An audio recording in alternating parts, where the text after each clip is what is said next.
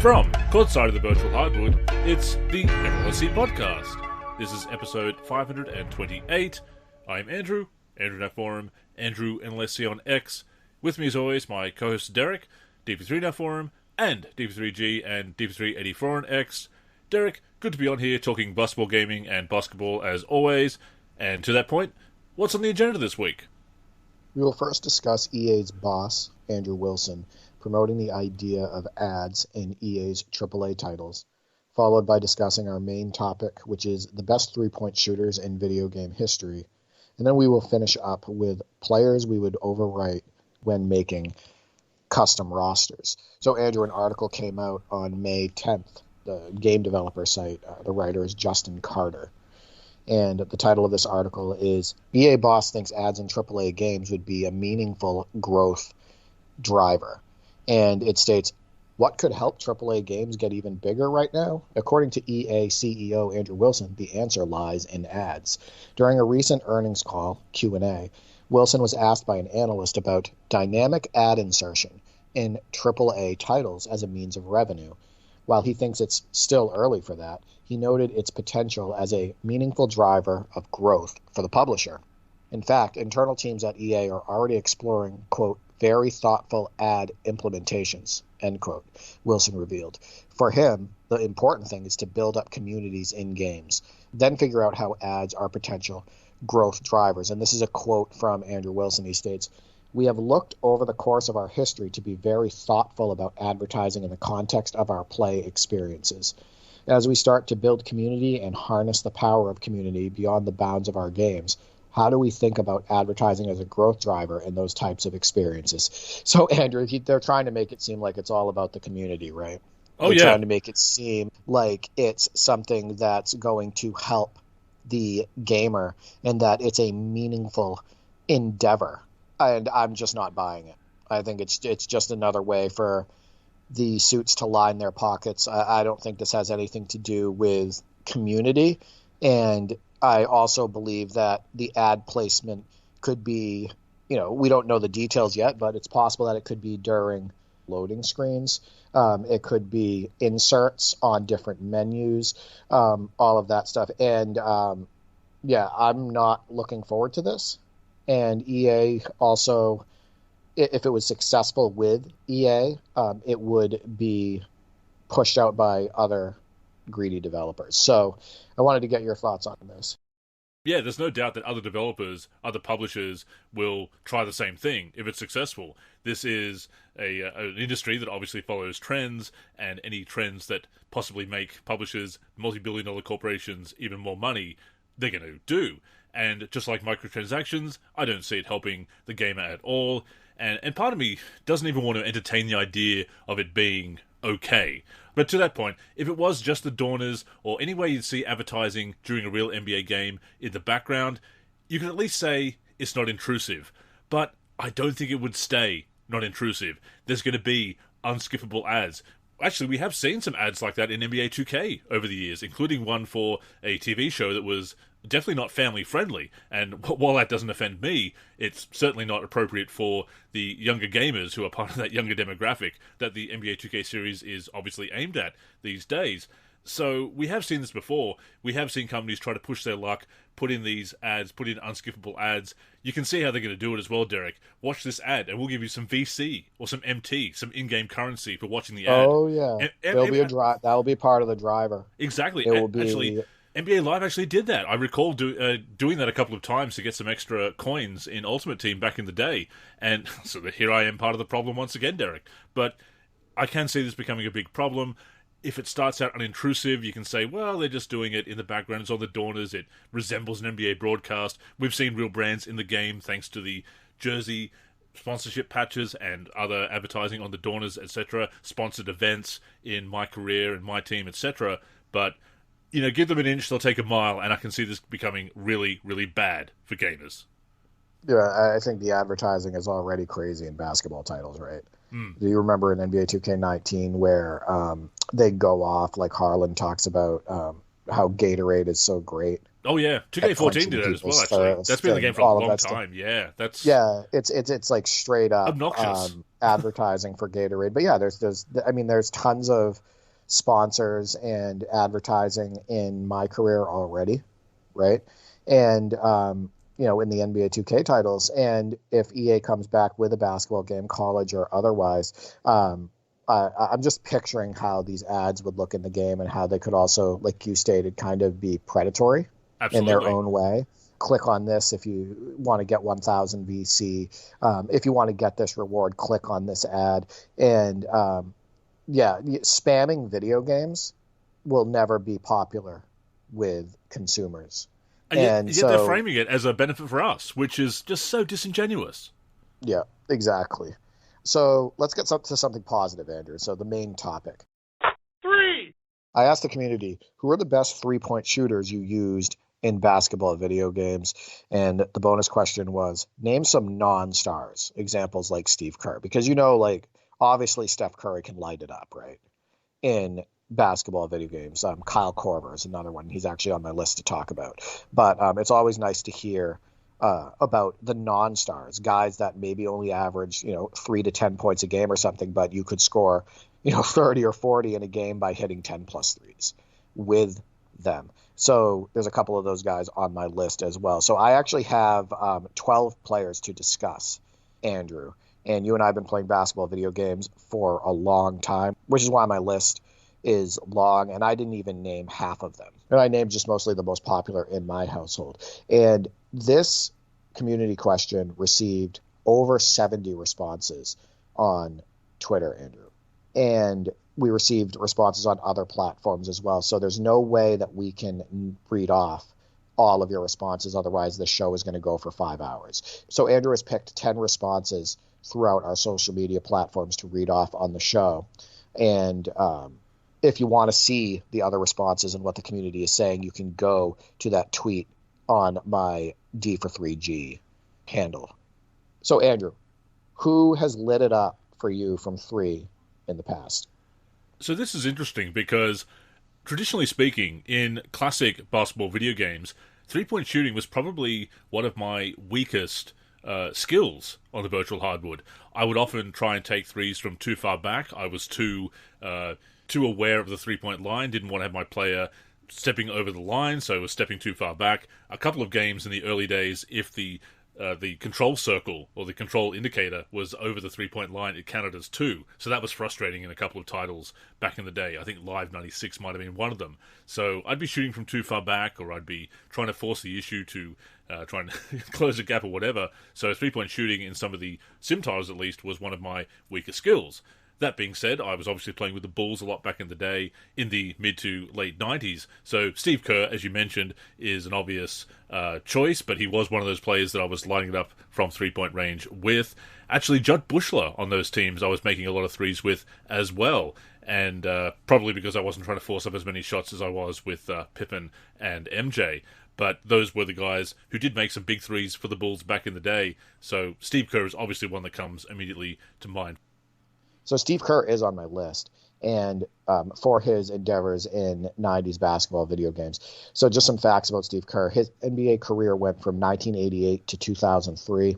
He's a career 45.4% from downtown on 1.8 attempts per game.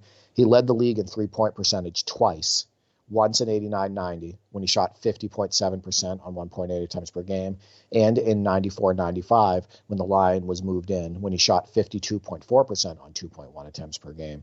He shot over 50% from three, Andrew, 4 times in his career. He is absolutely lights out in NBA Live 95. Remember, we connected on the Super NES version of Live 95, and we needed a bailout. We were down big in the fourth quarter, and in comes Steve Kerr, and we just started absolutely lighting the computer up with Steve Kerr, and he won us that game. So Steve Kerr, ridiculous from downtown in 90s basketball video games, specifically NBA Live 95 for me. So one of the guys I wanted to bring up is obviously Walter McCarty. He started shooting around league average on threes in 2000-2001 when he shot 33.9%. However, he proceeded to shoot 39.4, 36.7, 37.4, and 35.5% from three, all above league average between 2001 through 2005. This is why Walter McCarty was such a sniper from downtown, from NBA Live 2002 through Live 2005, specifically Live 2003 through 2005. He's also 6'10", so he was able to get his shot off whenever he wanted. He averaged between 2 and 5 three-point attempts per game during those years. When he came into the league, this is the funny part, I was reading one of the articles from Hollander, from one of the basketball almanacs, and it talks about how when Walter McCarty came into the league, he couldn't shoot. He was considered a bad shooter. They did not want him outside shooting shots. And he only attempted 0.4 threes per game in his rookie year. And he shot a very poor percentage. He was considered a capable post player when he first came into the league, and a good rebounder, which couldn't be further from the truth when he was with my Celtics, and actually, reflecting his whole NBA career. That man hated the post, Andrew. You never wanted to see Walter McCarty with his back to the basket in the high or low post, and he was also a very poor rebounder for his height. So it is funny how that worked. He really developed that three-point shot. Well, Walter McCarty is obviously a classic option, a video game legend for you, a Celtics fan favorite. And a lot of people brought up this point with their responses on Twitter, X, that those tall shooters were just so deadly. Obviously, it was a great advantage to have in real life, but so deadly in video games, just shooting over everybody from range. So no surprise that Walter McCarty was as deadly for you in video games as he was in real life. Speaking of taller shooters, and this is a bigger name, and I know we are trying to focus on some of the role players here, but in my Live 2002 franchise, Peja Stojakovic. Obviously, he became an all-star, but he was still on the rise at that point. But the 2002 Kings are a very fun team to play with. They were fun in video games at the time, obviously. And although I was enjoying dominating inside with Chris Webber and Vlade Divac, and obviously lining up with Mike Bibby as well, my favorite virtual hardwood legend, Mike Bibby, Peja was just knocking down threes at a much better clip than I had in previous games. So Peja stands out for me as well. Peja, another 6'10" small forward, right?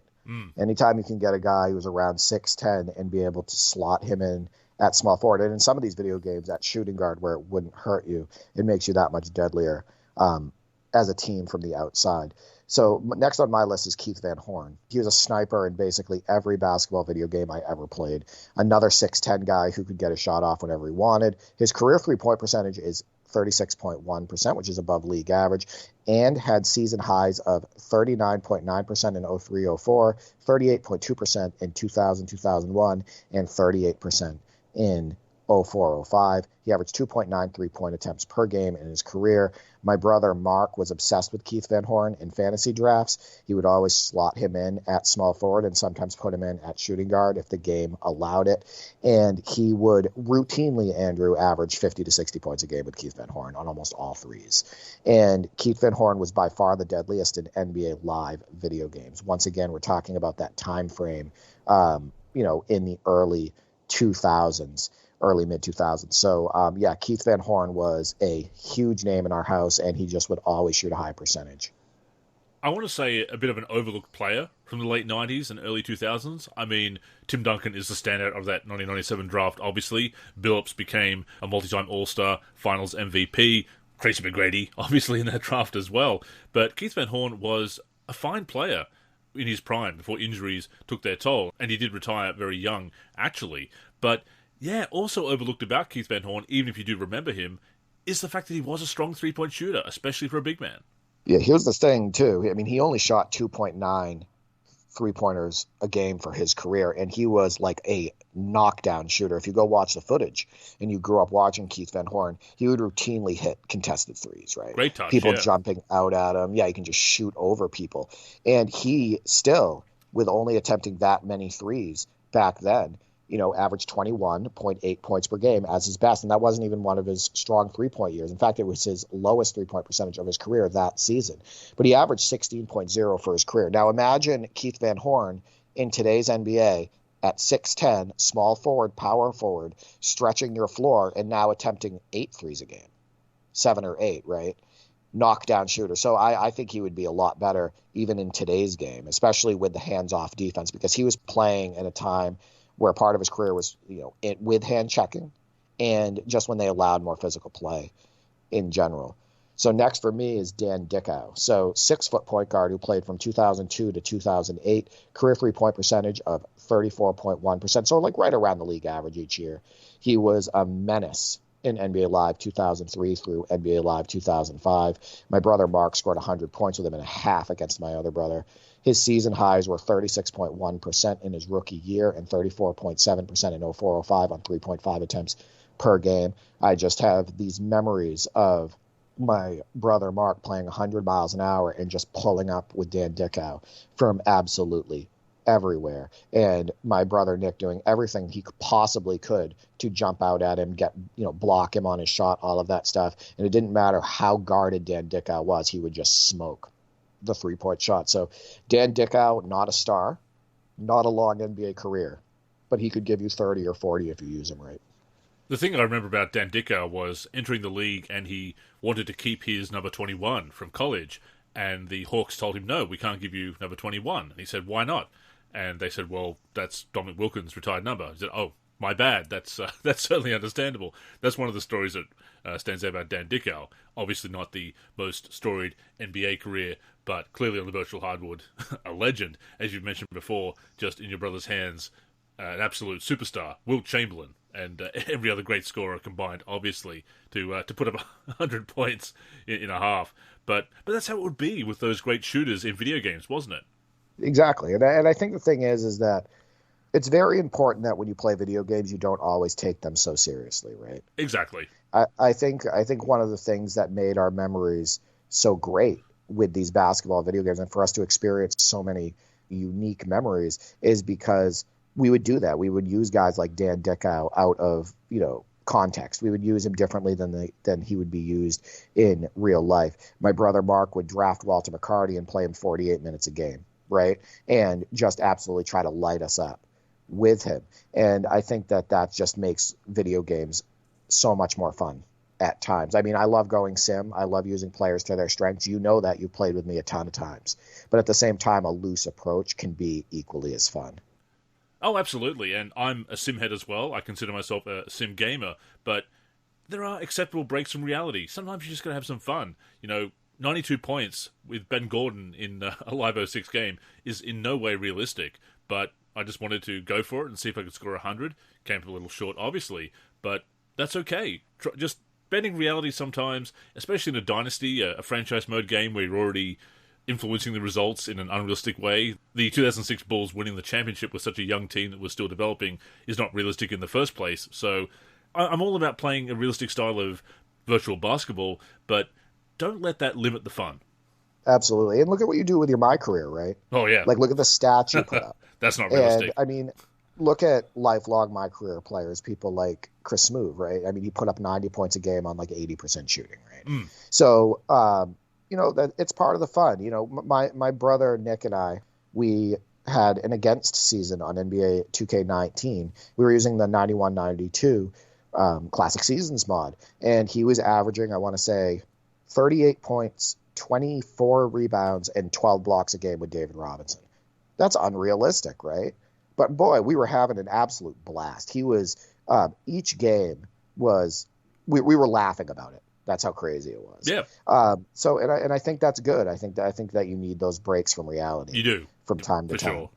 So next on my list is Rashard Lewis. So another 6'10" guy who played from 1998 to 2014. Career 3-point percentage of 38.6, Andrew, on 4.4 attempts per game, which is well above league average from a percentage standpoint. Peaked at 43.2% in 2000-2001, but also shot 40% in 04-05 in an all-star season and 40.9% in 07-08 in his first year with Orlando. 6'10", another guy who can slot in at small forward, always part of our fantasy drafts, always took a lot of threes, and always shot a really high percentage.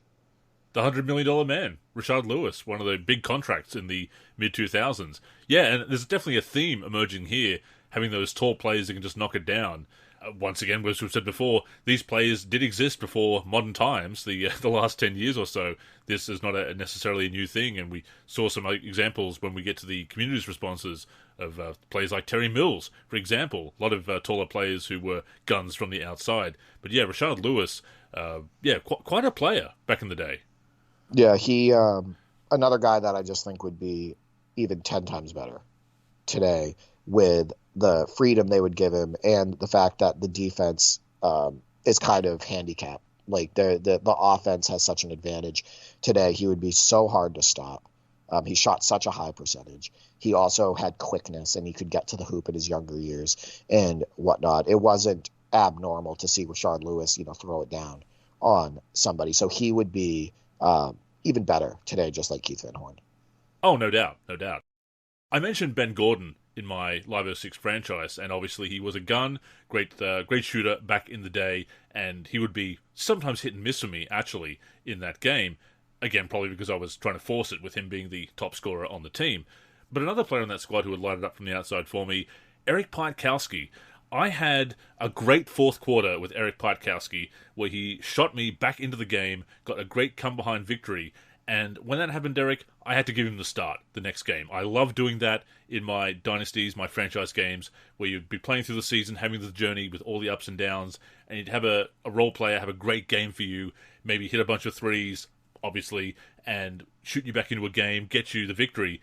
You got to change the lineup. You got to give them the start. Reward that virtual player. 6'7" with nicknames Pike and the Polish Rifle. Never heard the Polish Rifle before, but I believe I had heard Pike. Career from 94 to 2008. He shot 39.9% from three for his career, Andrew, on 2.7 attempts per game. Shot over 40%, I want to say 6 times. And he averaged double figures in the league 3 times as well. And so he played 2 years with Chicago, right around NBA Live 06, so that makes perfect sense. In 04, 05, and 05, 06 is when he was with Chicago. And in the 04, 05 season, Andrew, he shot 42.5% from three on 2 attempts per game. So another tall, capable shooter, so that does not surprise me at all. Next on my list is Kyle Korver. This might be obvious to pretty much everybody who listens to this podcast based on, his 3-point percentage in his career and just, being one of the greatest shooters of all time. But I had to bring him up because to this day, every single week, my brother Mark uses Kyle Korver in basketball video games, whether it be 2K17 if we're playing that or 2K19, and he just absolutely torches the nets. It's ridiculous. I think one of the more recent games that we played where Mark was using Kyle Korver in NBA 2K19, now this is on Hall of Fame shooting, Andrew, he hit 24 threes with him. So, Kyle Korver, never not a lights-out shooter in basketball video games, 6'7", with a career that went from 2003 to 2020, a career 42.9% from three on 4.6 attempts per game. He shot 53.6% in 09-10, 49.2% in his All-Star season in 14-15, and 47.2% the year before. And then in 16-17, winding down his career, 45.1%. All of those percentages led the league. Korver is obviously more of a 2K legend in our house due to his career starting in 2003, but he was a staple in drafts for us from NBA 2K7 through NBA 2K17, and then obviously where he's being used in NBA 2K19 now. But it is funny how that works depending on when the player started, who they're a legend in, which franchise. And guys like Kyle Korver were 2K legends for us. Well, he's actually on my list as well, and to that point, he is a live legend. And for Live 06 with my Bulls Dynasty, I picked it up again a few times over the years. I'd go to a new game, and then I'd go back to Live 06 PC because I love the game so much. So I was playing it through the years, and I actually signed Mike Dunleavy Jr. in my second season. I envisioned him being that three-point gunner off the bench, and it just didn't work out. And I've mentioned this in articles before that I kind of stacked my team a little bit too much in the second year, and I wasn't enjoying it. So I made some moves to kind of clear the logjam and have a more enjoyable, balanced roster. And I ended up acquiring Kyle Korver because by that point it was the 2011 season and the Bulls had acquired him as well in real life. So I thought, I'll copy that move. I'll get him on my team as well. And I also got Boozer to be the power forward as they got him that same year as well.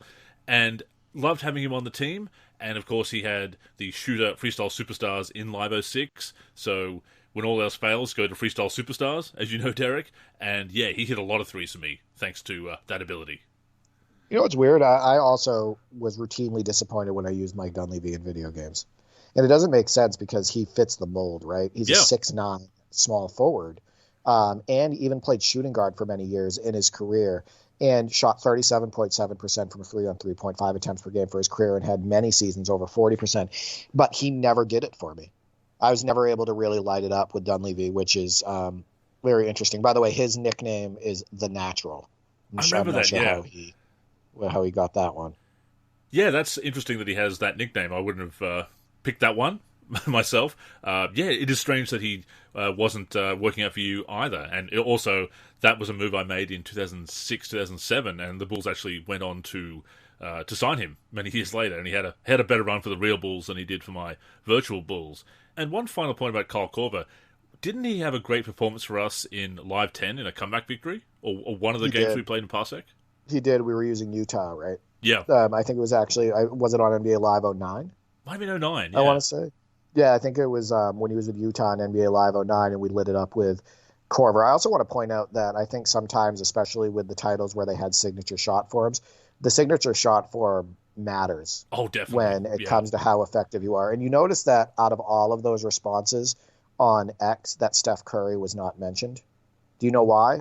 Because, sure, he's arguably the greatest three-point shooter of all time, and in real life his shot looks effortless, but it's never been that easy to shoot with Steph Curry in the video games, ever. It's never been that. It's a hard shot to master in the NBA 2K titles, or like in the NBA Live titles that he was in and whatnot. The shooting form absolutely matters, and that's why the next guy on my list probably has the easiest shot. Him and Kyle Korver probably have the easiest shots in video game history where they were signature shots. Ray Allen. Arguably the best three-point shooter in video game history, certainly in that discussion when it comes to 2K games. Ray Allen was an absolute cheat code in 2K games during his Boston and Miami years. Ray Allen would give you nightmares in NBA 2K11 through NBA 2K14. His NBA career went from 96 through 2014, a career 40% three-point shooter on 5.7 attempts per game. He never led the league in three-point percentage, Andrew, which is wild. However, he shot over 40% in 8 different seasons, and during the NBA 2K11 through 2K14 years, he shot 44.4%, 45.3%, 41.9%, and 37.5%. Ray Allen has one of the easiest shots to shoot, one of the easiest signature shots. And it doesn't matter who's in your face. You can get it off, and it feels great. You can shoot from deep with both him and Korver, like Steph Curry range threes, and they are just both ridiculously filthy from three-point line. It's funny because Ray Allen, his shooting form is one that I picked for my player a couple of years in a row because it was, as you say, so easy to master the timing for that. Funnily enough, I did have Steph Curry's form in, I want to say 2K16, maybe 2K17. It worked out okay at the time, but generally speaking, I do agree that it is a tougher form to master and not much easier online with the lag, Derek, as you can probably imagine. But I had Ray Allen's form for jump shots a couple of years there in my career, and also actually Klay Thompson's for free throws, funnily enough. Yeah, so that's the other thing with free throws too, right? I think Shaq's has always been pretty easy. Well, no, I think he's pretty easy to shoot with most of the time, and you can shoot a higher percentage than he shot in real life. I think Wilt Chamberlain's is harder. I struggle with both, to be honest. And you struggle with both, yeah. I think that there's two different forms for Shaq in basketball video games. There's the one where he holds it up with one hand and has that super long pause, right? That's what gets me, and then he releases it. That's the one that's the harder one. But when in many of the 2K games, he has that really quick release free throw, right? Where he doesn't hold the ball for an extended amount of time. And I can shoot over 80%. That's easier. With that that one. Yeah. Right. But I agree with you. The pause is hard to time. That's the one I was thinking of.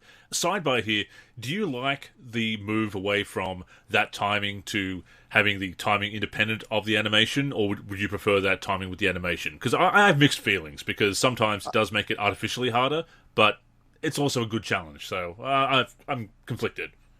I think the timing should go with the animation. Fair. because that's the most realistic approach to it, and that's the thing that makes the most sense to me. No, that's fair. I guess the difficult animations, the awkward ones like Shaq's lengthy wind-up do make me like having that independent timing, but no, there's definitely a point to be made about the challenge and the realism of that, as you said. So next on my list, Andrew, is Hinsey from NCAA basketball for Super Nintendo. So as you know, there are no real players in that game, so he's a made-up player. He was the center on that Boston College team. But when you go into his player profile, it shows that he is a 50% shooter from downtown. I showed a video of this on Twitter, but it was routine for him to pull up around half court and knock down threes. He was basically an almost 7-foot Steph Curry in that game. My brother Mark always used Boston College. It was a nightmare playing against my brother on that game because he could step a couple feet inside half court and just launch threes with center Hinsey. And just knock down three-point shooter. He won most of the time as a result. Love that NCAA basketball game for Super Nintendo. But yeah, made-up players, Andrew, they can make this list. Oh, absolutely. And to that point, World League Basketball, the PAL version of that NCAA title for Super Nintendo, I was playing with the Chicago Breeze, which was actually North Carolina, I think, in the original NCAA game. And there was a point guard on that team, Clayton. He was a gun for three from me. I just put it up from 30 feet with him, and yeah, he'd just smoke it as well. There you go. See, and I think, remember Ginger Clay? Of course, yeah. When we were playing, kids sports basketball, and I was lighting it up with him, I think I hit a couple threes from beyond half court. And that game, from a gameplay perspective, is incredibly poor, but we had fun with it, didn't we? Oh, so sure. We made the most of it. So I'm just going to run through a couple other names, Andrew. So Dan Marley, 6'6", with an NBA career that went from 1988 through 2002, and was almost always a guy who could give you 10-plus threes per game in basketball video games. Career three-point percentage was 35.8 on 4 attempts per game. Never shot 40% from downtown, but shot over 35% 7 times in his career. He was especially deadly at NBA Live 95. As the season NBA Live 95 reflects, Thunder Dan shot 38.2% on 6.3 attempts per game with the moved out line, right? Because NBA Live 95 reflects the 93-94 performance. So Dan Marley, all-star, really good two-way player. We talked about two-way players. He was a legit good defender and, really good scorer, and he could knock down the three. He was just awesome in basketball video games. And if you remember correctly, when we were going against each other on NBA Live 95, I lit you up with Dan Marley from pretty much every area of a basketball court. And beyond half court, yeah. Yeah, and even sometimes from beyond half court. And that performance was special. But yeah, Dan Marley, deadly in all video games from my experience. Thunder Dan, another overlooked player from the 90s, absolutely. I want to jump over to NBA Jam Tournament Edition now, an arcade game. And obviously, arcade games like Jam, pretty much everyone can hit threes. Even people with a rating of 0 can hit threes, or an empty bar can hit the occasional three. It's set up that way. I had some ridiculous clutch performances with Yinka Dare, despite having the 3-point rating of 0 and a clutch rating of 0. That video is actually on the NLSC YouTube channel. You can check that out. Dare dominates in Jam TE. But the player that stands out, because I played with the Bulls so much in that game, not Scottie Pippen, but Ron Harper, because he had a 3-point rating of 8 in that game. And it actually, I think, was 7 or 8 when he was on the Clippers in the original arcade version as well. And as we've said before, a lot of ratings in Jam are not quite accurate, either because of a lack of research, lack of care, or indeed intentional mistakes, as it were, to balance the team and make sure there was a great 3-point shooter. Now, BJ Armstrong was in the arcade and console versions of Tournament Edition on the Bulls. He was their 3-point shooter.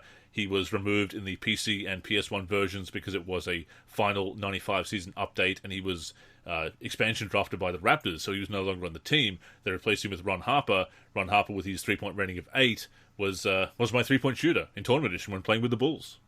Never had good luck with Ron Harper, especially in 2K video games, shooting the long ball. And I think a large portion of that is because he wasn't a strong 3-point shooter really throughout his career, but his shooting form, I never connected with it. But a huge shout out to Yinka Dare, Andrew, who played 110 games in his NBA career, 1,002 minutes, and had 4 assists. Shout out to the legendary passer that is Yinka Dare. And also in 95-96, Andrew, he played 58 games, started 23, played 626 minutes, and had 0 assists. How is that even possible? You got to wonder. Well, when you're that good, you don't pass the ball. That's what it comes down to. Right, exactly. I mean, that is the definition of black hole. They used to call Kevin McHale a black hole, but that is the definition of I will not pass it out. Yeah. Right, I am going up. I also want to point out before I go on to the next player, Andrew, Walter McCarty. So his nickname in our house is Moment. And the reason is because he had a CD that he released. I don't know how many people know this, but he was a R&B singer as well. And he released an album called Moment for Love. And we got a kick out of that. And he sounds actually like Neo kind of on, with his voice and whatnot. But just like a little fun fact there, that if you've never listened to Walter McCarty, Moment for Love, we recommend it for some laughs. Well, no, I'll have he's to. actually not bad. I'll have to now. He's not bad. You'll have to. Yeah, he's not bad though. He's not. His voice isn't bad. Next on my list is Montana Max on Tiny Toons Acme All Stars. I would always light my brothers up with him, and had a historical game on the downtown venue where I only shot threes with him all game and shot 80%, and I blew out my brother. For some reason, I had this connection with Montana Max in that game. And the thing with that game is the shooting forms do feel kind of different depending on the player. And your player also has different special abilities from one another. But Montana Max, and specifically in that downtown venue, I was super dominant. So as a fellow 90s kid, I'm kind of disappointed that you passed up the opportunity to say that Montana Max was money. Montana Max has money, Elmira is a pain. Oh, I know, Money Max. You see, the thing is he throws money in the game. Right. That's something that he does. That was one of the big things with Montana Max. And if you haven't played that game, if you like Looney Tunes basketball or you like cartoon-related basketball video games, just for some loose, clean fun, that Tiny Toons Acme All-Stars is super underrated. There is also a soccer portion of that game. You can choose soccer, basketball, and then one other sport. But the basketball is actually really strong in that game. It's a lot of fun. Interesting. No, I don't actually think I've ever played that game. We'll have to connect on it. I have it, and I can host it on We'll do it, yeah. an emulator. So there's probably quite a few other players that aren't coming to mind that I have had at least one or two really hot shooting games from three-point range, but I will give an honourable mention to my player. And I know that's kind of a cheat to do, but because my point guard build for so many years in my career has been both a shooter and a passer, I have had some pretty big shooting games, 18, 19, 20, 22 threes in a single game. And is often the case with my players in my career. Once you find the build, once you find the animation that works, once you load up on signature skills or badges, yeah, it becomes much easier. But I recently had a comeback victory against the Suns in my NBA 2K14 My Career Year 6, where I was trailing by 26 points early in the fourth quarter. I thought that my 51-game winning streak was going to come to an end, Derek, but thanks to some hot shooting in the second half and in the fourth quarter, made 12 threes with my player in that game. Not a huge amount, but certainly more than usual, and was at one point the record. Managed to overcome the 26-point deficit to win that game by 5 points. The NLSC Podcast, where Andrew gives a shout-out to Andrew. Of course. The virtual function.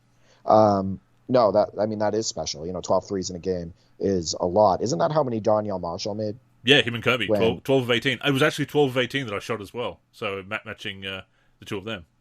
There you go. Just a ridiculous percentage for that many attempts. Next on my list is Walter Herman, or how it's pronounced, I believe, is Ehrman.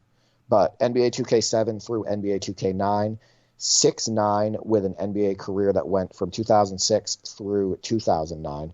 A career 38.1% from three on 2 attempts per game. He shot 46.1% in his rookie season. My brother Mark, in 2K7 through 2K9, would just absolutely torch us with Walter. Another Walter. It was Walter McCarty, and in the early mid 2000s with the NBA Live games, and then when we went to 2K, it was Walter Herman or Ehrman. But yeah, another tall shooter who would light it up.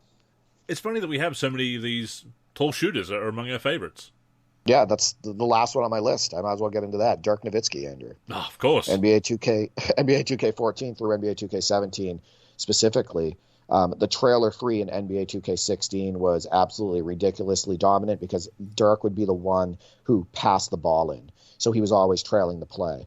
And he would be easy to find, for a quick 3 right at the top of the key. And he would hit it the good majority of the time. So Dirk, obviously 7 feet tall, just unstoppable. His NBA career went from 1998 to 2019, and he shot 38% from 3 on 3.4 attempts per game. He shot over 40% from 3 5 times. And then I have a few honorable mentions. Detlef Schrempf, who I lighted up with against Stildo in our NBA 2K19 seasons, but he's always been good in video games for the most part because he did shoot 50% from 3 one season in the mid-90s. Matt Bullard, another tall shooter around 6'10". Joe Dumars in NBA in the Zone 2 and Tecmo Super NBA Basketball. Craig Elo, Eggs. Dale Ellis, another tall guard that had an easy shot to shoot in the newer 2Ks, but also, could light it up in the late 80s and 90s video games, 6'7" shooting guard. Kirk Heinrich, and I always torched my brothers with J.R. Smith. No, Dirk is obviously a great example, and I forget which NBA Live it was. It might have been 16, it might have been 18, but I got a really good Dirk card in Ultimate Team, and he was immediately on the floor, and just knocking down threes left and right. Yeah, I think it was NBA 2K22, I want to say, where I was dominating with Dirk and Kareem. I got them both in my team, and Dirk was absolutely lights out, and I would run floppy for him, and he would just run to the corner and catch it, and I'd be able to go right into my shot. I think the shooting was a lot stronger in NBA 2K22 than it is in 2K24, so I did have more fun in my team that year. And then I just hooked people to death with Kareem. Constantly his full hook with that new animation, which is so accurate. So those are our lists, but we had a lot of community responses, Andrew. Yeah, almost as many responses as there are 3-point attempts in a modern NBA game. There you go. I mean, actually less, which is funny. So over 70 responses to this mailbag question, but routinely between both teams, 90 to 100 threes go up per game in the NBA today. Ahead of our time on the virtual hardwood, obviously. But let's start out with Green Lantern Gaming. Says, I think his last name was Bright on Duke's team in the aforementioned NCAA basketball for Super Nintendo. Definitely remember Davison on UNC. And much like Hinsey, a gun for him from long range. Yeah, I think the biggest advantage you can have when you play NCAA basketball for Super Nintendo is to go in and look at the player profile for the team you're using and find the best three-point shooters. Because it's the best way to win in that game. And if you find somebody that shoots over, 40%, over 45%, you can just shoot from basically anywhere. And Fly Guy, GBG, says J.R. Smith in NBA 2K7. Funnily enough, I just was playing with J.R. Smith in both Live 07 and 2K7 to get some screenshots for articles. I posted a rather humorous clip of a failed dunk in NBA Live 07 on my Twitter /X, at Andrew NLSC, of course. But J.R. Smith, obviously a fine player for many years, quite a lengthy career in the NBA, Derek, but in video games, he would become that video game legend because, even better than he was in real life, because he could both dunk and shoot threes. J.R. Smith is just a shorter Josh Smith as far as dominance in basketball video games because both of them could step out and hit the three. Both of them were quick. Both of them would throw it down on you. Basically, J.R. Smith is 10 times better in basically every basketball video game than he was in real life. Not saying that he was a bad player. He was an excellent shooter at times in real life, and he was also a super athlete. But you could use J.R. Smith in video games as your main guy and smoke the CPU or smoke another human. And that's just because he could do it all in those titles. Also, you could put a guy like J.R. Smith at point guard and you wouldn't lose anything in video games. Oh, absolutely. Yeah, definitely some more flexibility. Positionless basketball, Derek. Our favorite term, there you go. As we mentioned last week. Steroid33 mentions a few interesting examples here. Without a doubt, in Tecmo Super NBA Basketball, a basketball legend was Pete Chilcutt. He was a cheat code. Wasn't even a good three-point shooter until 95. For whatever reason, at the top of the arc, he rarely missed. Friends and I would get into fights over him, LOL. And Stildo has come on the podcast before and talked about some of the battles, the fisticuffs that he got into with friends. Also mentions Del Curry was another fun one on NBA Showdown and Tecmo Super NBA Basketball Series, along with Thunder Dan and Danny Ainge on the Suns in those games. Yeah, so Pete Chilcutt took full advantage of when the line was moved in the NBA, and then he continued the good shooting from three after it was moved back out. So the first season the line was moved in 94-95. He shot 40.7% from three on 1.3 attempts. Then he shot 37.8%. Then he shot 36.2. And then when they moved the line back out, he was like, hey, I'm going to shoot the best percentage of my career. Played 82 games and shot 41.5% from three on 1.6 attempts per game. Then followed that up with 38.2% from 98-99. Career 38.1% three-point shooter. So sure, in the early 90s, he wasn't shooting them. It's not that he couldn't. He wasn't shooting them. He shot 0 attempts per game in 91-92 and 92-93. And he shot only 0.2 attempts in 93-94. Once he started shooting them, though, he was mostly lights out. So 6'10", another guy with size, another guy who could knock it down from three. And the taller players who could knock it down from three, obviously a recurring theme for us. Also a recurring theme for the NBA Live 01 legends, Roger Ward and Nate Starshow. Roger mentions Del Curry, not a taller player. Matt Bullard, who was, as was Pat Garrity in Live 2001, in Live 2004, Reggie Miller, Ray Allen, and Pager. Also mentions a Tier 2 for Live 01, Wesley Person, Trajan Langdon, Brent Price, and Eric Piatkowski. Also Brent Barry. Nate Starshow also mentions that tall three-point shooters were always dominant in Live 2001, especially at the small forward position.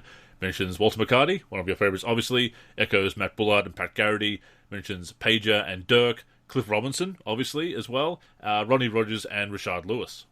Yeah, so I want to touch on Matt Bullard really quick, who was also kind of a video game legend in our house. Another guy at 6'10" who played small forward and power forward. He only played small forward 1 year, according to Basketball Reference, but that was in 97-98. But he shot 38.4% from three on 2.5 attempts per game. Also, look at all these tall shooters, Andrew, that we're talking about. All these guys from the late 80s, 90s, and everything, 6'9" and above, 6'10" and above. But apparently big guys shooting threes is, a new thing.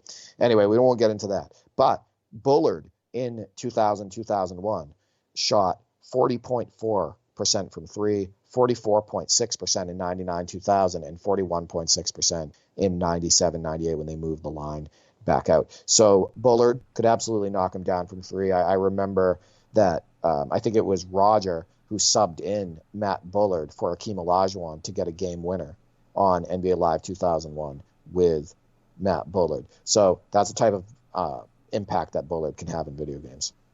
At _ the real Jabbar says Kalina Azubuike, Kevin Martin, JJ Redick, and Tobias Harris. Yeah, obviously a couple of strong three-point shooters there. Azubuike, I remember, was very popular in our community. One of those players that people really were excited about. They felt he had potential. He was that underdog who had that, who was very promising. Didn't quite pan out. I think he actually had a serious injury from memory that ended or certainly derailed his career. But I do remember him as one of those forum legends, Derek. Yeah, he was a tremendous athlete and a hard-nosed defender.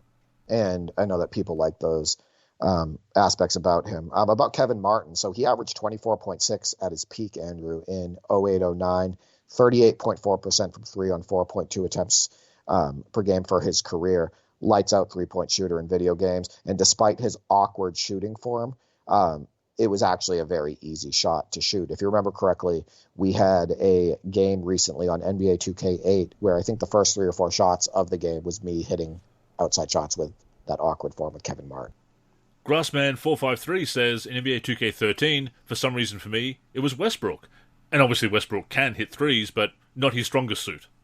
Yeah, he overachieves from the three-point line in some video games. I remember in NBA 2K17, my brother kind of overachieving with him. NBA 2K13, though, that would reflect the 11-12 season. And in that season, Westbrook shot 31.6% from three on 3 attempts per game in 66 games. So below league average. So he probably, could have a game where he lit it up every now and then, but he shouldn't be a consistent guy from beyond the arc. AR says, tell me why Keith Bogans didn't miss on the game. Doesn't mention which game, but I remember Keith Bogans hitting a few big threes for the Bulls in 2011. Not enough. They needed more outside shooting, if only they'd kept Ben Gordon. But again, Keith Bogans, that player that would hit a couple of threes every now and again in real life and help out the team now and again, but in video games, could really dominate. You make a name for yourself when you're on good teams, right? There's more exposure to you. And because of the Bulls' success in, for example, 10, 11, more people started using Keith Bogans in video games, whether it be in fantasy drafts or when they're using the Bulls. And in 10, 11, he shot 38% from three on 2.9 attempts a game and 35.7 from three on 2.5 attempts per game in 09, 10. So in those seasons, which were two of his best, he could light it up. And as we said, so many responses, a lot of people mentioning some familiar names, Pager, Kirk Heinrich, Mike Miller, obviously another taller shooter in that same build. But just to pick a couple more here. So AW, the president, says Mohamed Abdul-Rauf and Wally Zerbiak. Wally World, of course, another taller swingman. But Abdul-Rauf, imagine what he would do in today's game. Yeah, his shot's also easy in 2K. You can really light it up with him. But yeah, Phil Jackson made the comparison to Steph Curry, and you could see what he was trying to say. He wasn't saying that Abdul-Rauf was as good as Steph Curry. He was saying he moves like Steph Curry, right? And he has that quick release, and he has that handle and whatnot. I think if you let Abdul-Rauf free in today's NBA game, he could average 25 to 30 points per game. That is my opinion. But about Wally Zerbiak, 40.6% from three for his career, Andrew. 6'7", shooting guard, small forward, 2.2 attempts per game in his career. He shot 40% many, many times. He was never a poor three-point shooter, in any season. One-time All-Star in 01-02, averaged 18.7 points per game that year. His peak for points per game was 19.0. But, he made that comment about Tyrese Halliburton saying that, before Halliburton became an all-star, he said something along the lines that he's a wannabe all-star, right?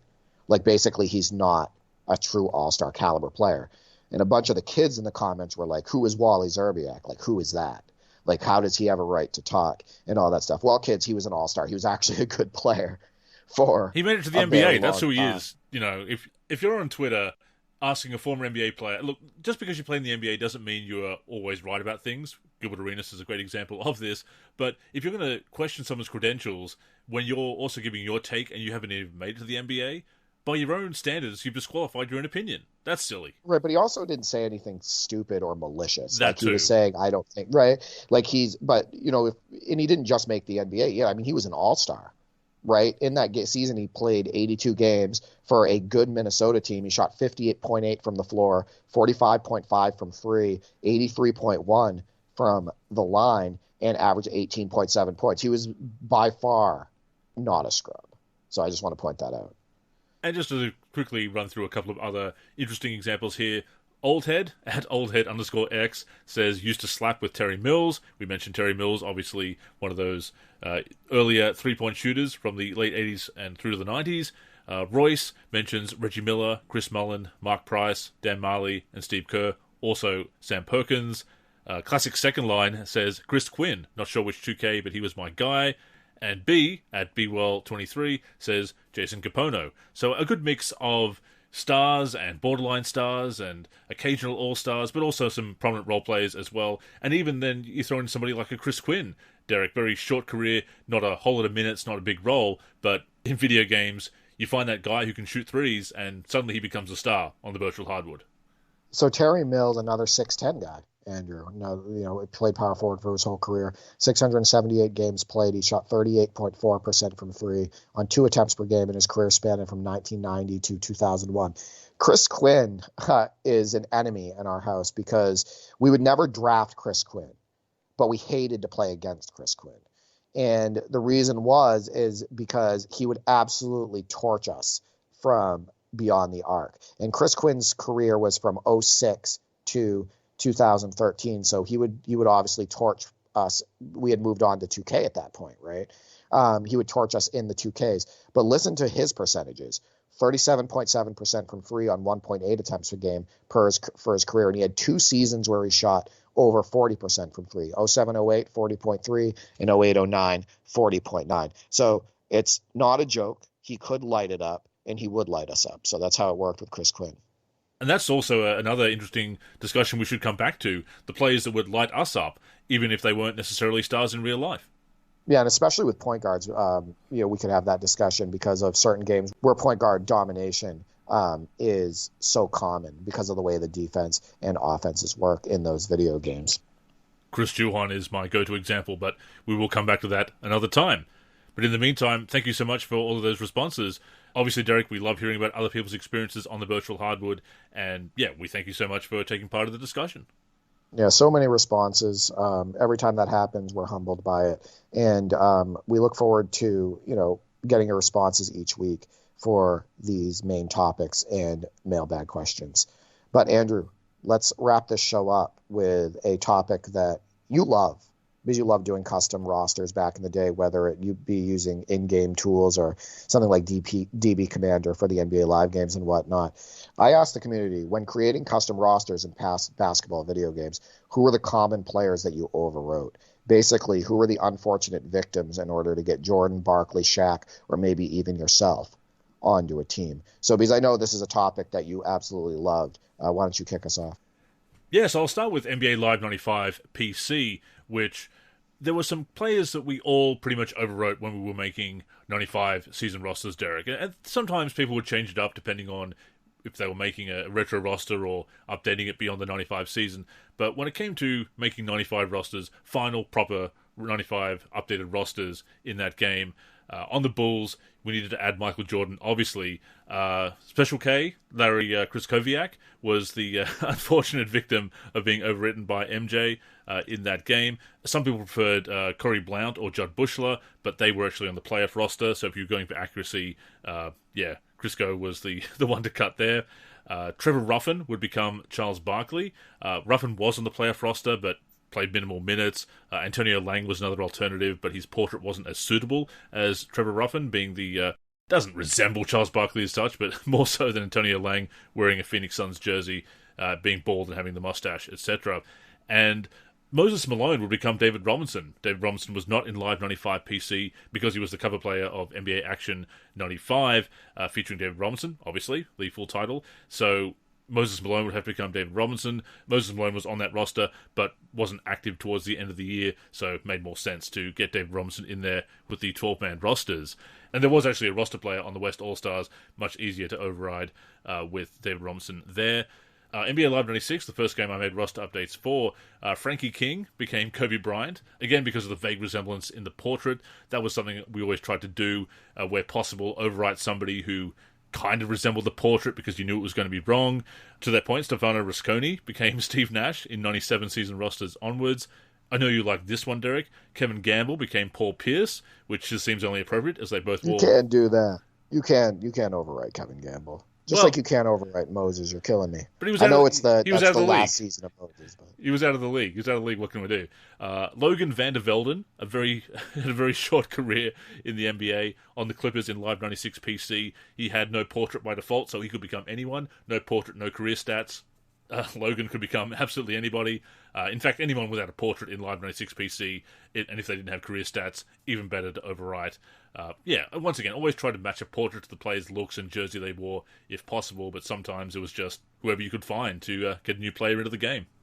The Larry Kryskowiak thing makes sense because in 94-95 is when he played with Chicago, and he only played 19 games. Funny enough, he started 14. Yeah. But in 95-96, he didn't play. He was playing in France. So that one makes sense. But Moses, I can't believe that. I can't believe you'd overwrite Moses. But it does make sense. And also Moses was really at the end of his career. Yeah. At that point. That hit was a three, his last though. season. Hit that long three to end his career. His final basket. He did. That was almost career. a full quarter, too. Yeah. Yeah. Crazy. So for me, I NBA Live 96 is, when we were allowed to create players, right? So obviously we dabbled in that. And we had the Sega Genesis version of that game. So I went through the Atlantic Division and Midwest Division and took notes of players that I would overwrite, one player, if I wanted to get a player on that team. So I'm going to go through that really quick. So Orlando Brooks Thompson is probably the guy that I would overwrite if I wanted to get a guy on that squad. For New York, Monty Williams, and this probably impacted your decisions with this. He was traded halfway through the season, right? So he wasn't on their end of the season roster. So I would probably overwrite Monty Williams on New York. Miami, probably LaRon Ellis if he was on the roster. Kevin Gamble. Now, the only reason why I brought up Kevin Gamble, I was like, you can't overwrite Kevin Gamble, is because it just didn't look right with him with Miami, Andrew. Celtics Kevin Gamble is the one that I'm attached to. So him in a Miami Heat uniform just looked all sorts of wrong. For Washington, Michael Curry, probably because he got traded mid-season. Boston, probably Doug Smith or Alton Lister. You want to talk about players in faces in strange places. Doug Smith, who you only picture with Dallas, and Alton Lister, who you only picture really with the Bucks, right? Like seeing them in Celtics uniforms, just I don't want to see that. New Jersey, not Yinka Dare, I would not overwrite him. Probably Gerald Glass, who was traded halfway through the season. Philadelphia, probably Greg Grant or Greg Graham. Both got traded halfway through the season, and that's just too many Gregs on the team, Andrew. Of course. 2 Gregs, that's too many. Midwest Division, San Antonio, probably Dell Demps. If he's in there, he's going to get dumped. Utah, probably Andy Toolson or Jamie Watson. Houston, Rick Hasner is out if he's there. I had a beef with him on Twitter. I'll never look at him the same. We can get into that some other time. Pretty sure he blocked me. So Rick Hasner, you're out. Denver, Randy Woods or Doug Overton. Minnesota, Eric Riley was also useless on Boston in 98-99. I just always thought he was an unimpressive player. Dallas, probably Lauren Meyer or Lucius Harris. This team was so bad, Andrew. Lorenzo Williams started 61 games for this team. They won 26 games. And Vancouver, probably Derek Martin. Anybody who spells Derek, D-A-R-R-I-C-K, I just can't take you seriously, so he's probably out. And then the last 2 I want to mention, because I only did those 2 divisions. To get Jordan in the game, it's probably going to be, I'm probably going to overwrite either Dickie Simpkins, Jack Haley, or if I have to, Randy Brown. But Jack Haley would probably be my go-to if I had to remove somebody from the roster. And to get Barkley in the game, probably Mario Bennett. Makes sense. And of course, on PC, we had the external editing tools that our founders made, which we could change all their appearances very easily, even without the ability to edit original players in-game. That was a big improvement come Live 98, actually. But for Live 95, 96, 97, having those external tools on PC was tipped off our whole modding community at the NLSC, obviously. But yeah, you mentioned some of those players, Gerald Glass. He became, I think, Cedric Henderson in my 98 roster. So sometimes when I think of these players in Live 96 PC, I think of both the original player and the original rosters, and then the players that I overwrote them with in so many roster updates. And yeah, so I think of Gerald Glass, I picture him his portrait, but I also think of Cedric Henderson on the Cavs as a rookie in 98. It's funny how you remember those portraits, huh? Oh, yeah. It's funny how you not only remember the portraits, but you remember that entire screen for that player. And you also remember how they looked in that game when they were on the floor, because that mattered, especially if you were overriding people, right? With like DB Commander, and maybe you couldn't give them a new face or something like that, and you wanted to use that existing face for that player, right? So, yeah, it's really interesting how that works. I remember you and I working on, portrait projects for mid-90s NBA Lives, and the nostalgia just was flooding in, seeing those portraits and being so familiar with them.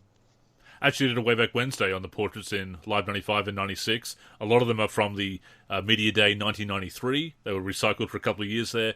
You'll also find them on the back of the 1995, I think, series, or 94 series of Hoops cards, NBA Hoops.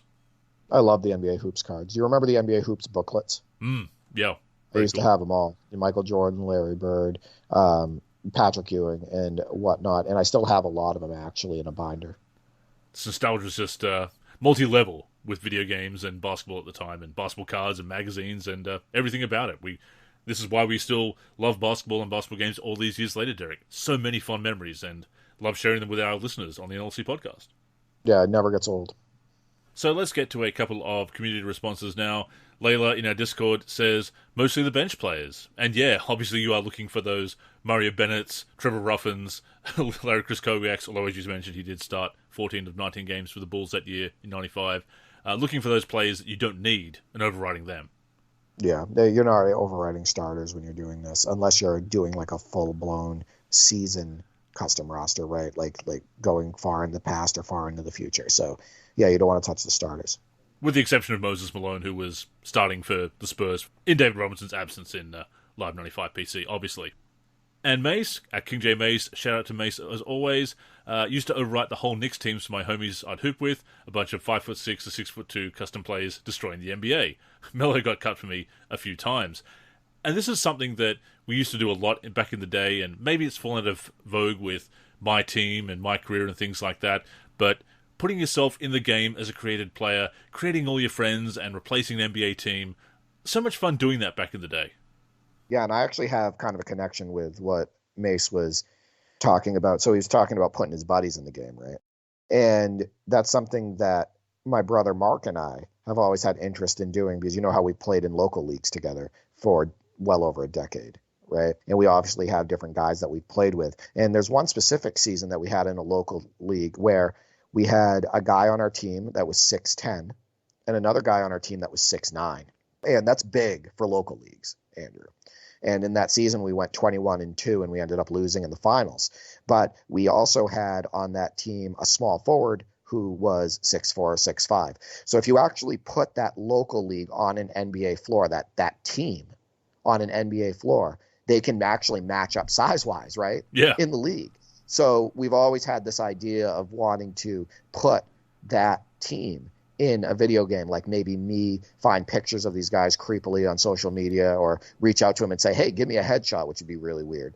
And, you know, creating real cyber faces for these guys and then throwing them into a season and using them so we can relive those memories of playing in men's league with this team. And on that team, I was the point guard. I started at point guard, and I'm 6'2", so I can match up with other point guards, right, in the NBA on that, you know, based on that height. So, I have a connection with that piece of Mace's response. I've mentioned it in an article before, but I did create circa 2001, in Live 2001, or maybe it might have been 2002, creating my local league team, my junior league team, all of us, and an opponent, didn't know their names, basically kind of had like the NCAA games, like their number 4, number 5, number 12, etc., just to play a couple of games with in Live 2001. And of course, we've had a lot of community rosters over the years as well, where we've taken people from the forum, sometimes the top posters, we just have people submit their name and a face file, or just how to create your face, how they wanted to be, and put the community members in the roster. And we've had the X back in the day had a dynasty in one of the NBA Live games where he had community members as the draftees, replaced some of the prospects with edited the usernames for from the forum members into there. So a lot of fun you can do with that stuff. And as I said, it's one of those things that's fallen out of vogue as other modes have become popular. But no, it's a really fun idea. I love doing that back in the day. Get creative, people. Use your imagination. Have fun. Right? Yeah. And just have fun any way you can. But yeah, thank you for all the community responses, both to the main topic and to the mailbag. And with that being said, that has brought us to the end of this week's show. As always, we thank you for tuning in. We invite you to join us again each and every week on the NLSC, NBA-live.com, our YouTube channel, or your podcast app of choice. In the meantime, please connect with us on social media. That's where you can get in touch with us and, of course, stay up to date with all of our content. So, Derek, go ahead and plug the handles. Yeah, you can reach me on X, formerly known as Twitter, at D43G and at D4384. I'm also on the NLSC, D43, and on YouTube, D43. As for me, I'm Andrew in the forum and Andrew NLSC on X. The NLSC is on X and Facebook at the NLSC. We're also NLSC Basketball on Instagram and Threads. We're on YouTube at NBA Live Series Center. And of course, keep it locked to the NLSC itself, NBA-live.com, for everything we do for basketball video games. So, thank you once again for tuning in, and until next time, I'm Andrew. And I'm Derek. Go get buckets, everyone.